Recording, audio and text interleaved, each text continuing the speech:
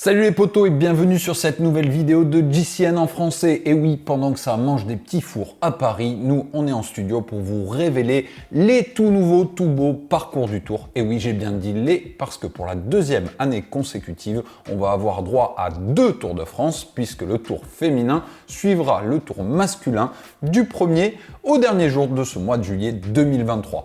Alors tenez-vous prêts, c'est parti pour les parcours des Tours 2023. Dans cette vidéo, avec évidemment mes premières impressions. Let's go!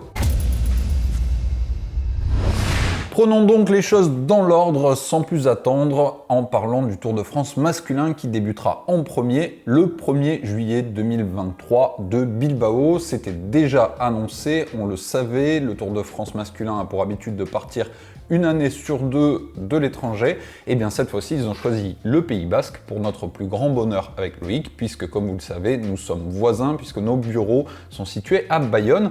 Bayonne d'ailleurs que l'on retrouvera comme première arrivée sur le territoire hexagonal, puisque lors de la 3e étape, le Tour de France arrivera donc dans la cité basque. Et forcément, eh bien, on ne devrait pas être loin. Parlons un petit peu de ces 3 premières étapes qui vont être très difficiles. Forcément, si vous connaissez le Pays Basque, vous voyez, j'en ai déjà une indigestion. Eh bien, ça va être très vallonné. On va avoir notamment une 2e étape qui arrivera à Saint-Sébastien et qui reprendra une bonne partie du parcours de la Classica. Forcément très vallonnée, très usante. Ça pourrait nous donner l'occasion de revoir à l'avant des punchers et forcément tous les regards seront tournés vers Julien Alaphilippe qu'on espère retrouver en 2023 à son niveau et sans tous les pépins qui l'ont accompagné lors de cette saison. En tout cas, 3 premières étapes qui devraient être fort intéressantes et déjà dégager quelques forces en présence. Ensuite, eh bien, on va se diriger vers les Pyrénées, forcément par proximité géographique, ce qui vont arriver très tôt du coup dans la course cette année.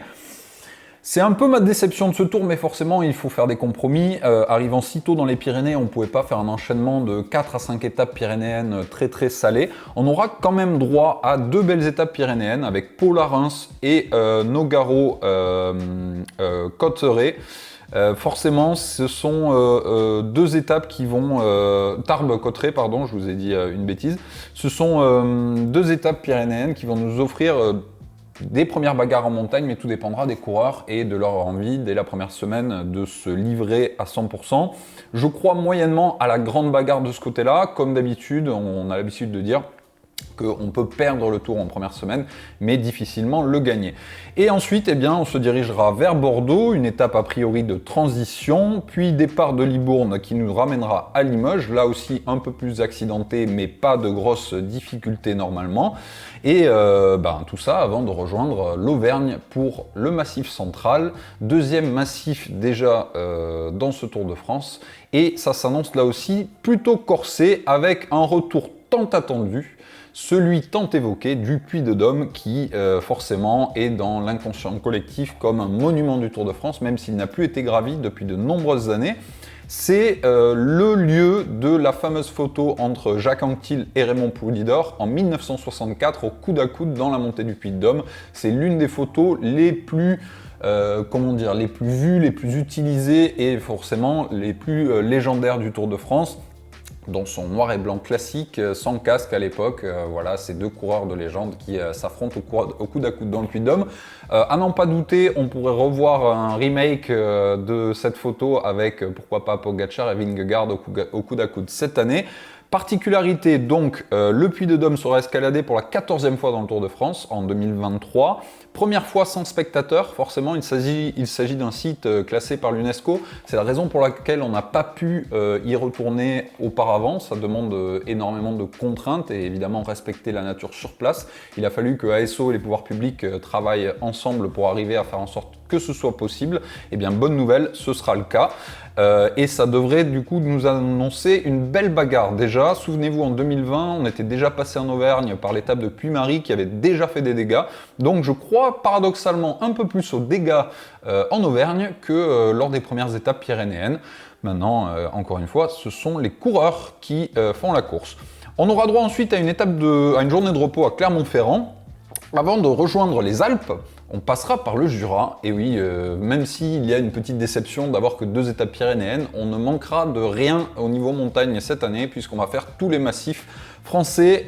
Au Jura, on aura droit à une arrivée au sommet du Grand Colombier. Ce col de moyenne montagne, si on peut l'appeler comme ça, n'en est pas moins une vraie difficulté.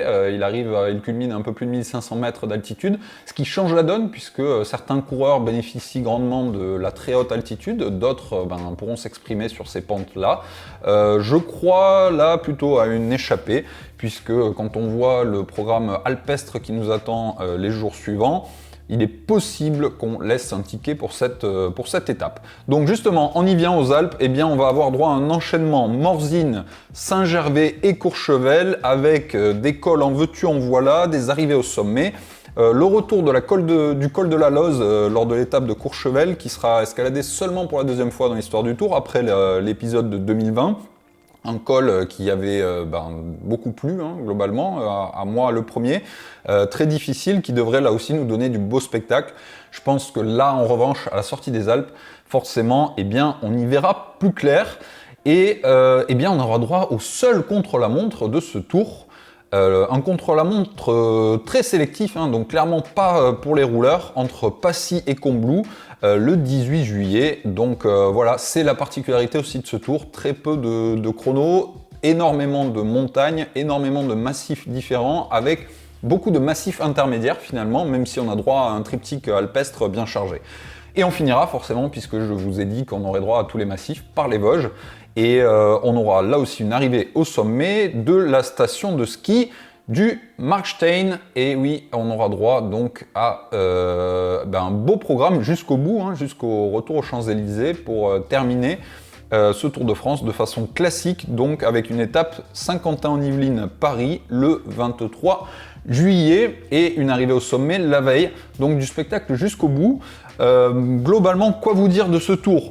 Très corsé, clairement fait pour les grimpeurs, un seul contre-la-montre. Suivez mon regard, un Tour de France tracé pour plutôt décourager notre champion du monde Remco Evenepoel, qui devrait vraisemblablement se tourner plutôt vers le Giro en 2023. Il faudra donc patienter encore un peu pour avoir droit à la bataille des trois fantastiques Vingegaard, Pogačar et Remco Evenepoel dans un grand tour, à moins que l'un des deux autres décide de s'affronter aux pentes du Giro, on ne sait jamais, on pourrait déjà avoir une première bataille, mais ça, ils ne l'ont pas encore déclaré. En tout cas, Poggi semble bien décidé à reprendre sa tunique, Vingegaard à la défendre, donc on aura a priori à nouveau droit à ce duo-là, avec évidemment leurs équipes respectives, l'une qui s'est renforcée et l'autre toujours plus forte. Voilà ce qu'on peut attendre globalement de ce tour, avec pourquoi pas, et on l'espère tous, un retour du grand Egan Bernal à son meilleur niveau. Tout comme du côté des Français, je vous l'ai évoqué, celui de Julien Alaphilippe, même s'il ne sera pas là a priori pour le classement général, qui pourrait briller dès les premières étapes. Pour le général, moi j'ai toujours un petit espoir de voir briller Romain Bardet, d'autant plus qu'on passera sur ses terres, le Puy-de-Dôme, l'Auvergne, et il aura à cœur forcément d'y briller. Voilà pour ce Tour 2023. J'espère évidemment que ce tracé vous enthousiasme autant que moi. N'hésitez pas en commentaire comme d'habitude à me le dire. Et sans plus attendre, on va parler, comme dans la vraie vie, de l'enchaînement avec le Tour de France féminin, le Tour de France Femmes by Zwift, donc deuxième édition dans cette version ASO. Et là, on a tout changé. Vous me direz, on partait d'une feuille blanche, donc on a peu d'expérience, on peut se le permettre.